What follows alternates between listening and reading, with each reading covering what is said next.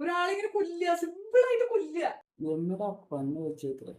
ഒരു രക്ഷയില്ല. വിഷയം പടം എന്ന് പറഞ്ഞ വിഷയം പടം. തിയേറ്റർ എക്സ്പീരിയൻസ് ഒരു രക്ഷയില്ല.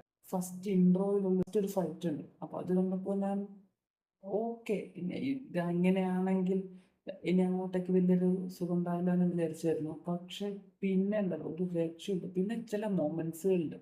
എനിക്ക് ആദ്യം ഇതിലൊരു കുറച്ചൊരു കുറവ് തോന്നിയത് നമ്മുടെ നെഞ്ചക്കോ അല്ലെങ്കിൽ അതേപോലത്തെ എന്തെങ്കിലുമൊക്കെ അങ്ങനത്തെ എന്തെങ്കിലും ആയുധങ്ങളൊക്കെ ഉപയോഗിച്ചിട്ടുണ്ടെങ്കിൽ കുറച്ചും കൂടി അടിപൊളിയാവുമെന്ന് എനിക്ക് തോന്നിയിരുന്നു. പക്ഷെ മൊത്തത്തിലുണ്ടല്ലോ പടം ചില സ്ഥലത്തൊക്കെ വിസിലടിച്ചിട്ട് ഒന്നോട്ടവരുടെ കൂടെയൊക്കെ ഇരുന്ന് കണ്ടിട്ടുണ്ടെങ്കിലോ അതിൻ്റെ ഒരു ആവേശം നമ്മൾ നിലത്തൊന്നും ആയിരിക്കില്ല. ഒരു രക്ഷയില്ലെന്ന് പറഞ്ഞാൽ ഒരു രക്ഷയില്ല.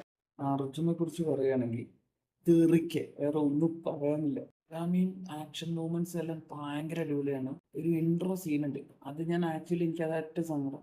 അത് മൊബൈൽ ആദ്യം കണ്ടിട്ടാണ് ഞാൻ പോകുന്നത്. പക്ഷെ ആ സീനൊക്കെ ഉണ്ടല്ലോ രോമാഞ്ചിഫിക്കേഷനാണ് രോമാഞ്ചിഫിക്കേഷൻ. ഋതി നന്നായിട്ട് ചെയ്തിട്ടുണ്ട്. മൊത്തം ആക്ഷൻ പടം. പിന്നെ അതിൻ്റെ ഒരു സസ്പെൻസ് അല്ലെങ്കിൽ ഒരു ഒരു ഒരു ഒരു സാധനം കൂടി എല്ലാ സീൻ ഞാൻ പറയുന്നില്ല. പക്ഷെ അതൊക്കെ ഉണ്ടല്ലോ എൻ്റെ പൊന്നെ തിയേറ്ററിൽ സാധനമാണ്. മസ്റ്റായിട്ട് പോയി കാണണം തിയേറ്ററിൽ. നമ്മളിങ്ങനെ സിനിമ തുടങ്ങി വിചാരിക്കും വില്ലനെയൊക്കെ കാണിക്കും. വില്ലൻ്റെ ഒക്കെ ഇൻട്രോയും വില്ലനൊക്കെ ഉണ്ടല്ലോ ഭയങ്കര മരണമാസാക്കി വെച്ചിരിക്കുക.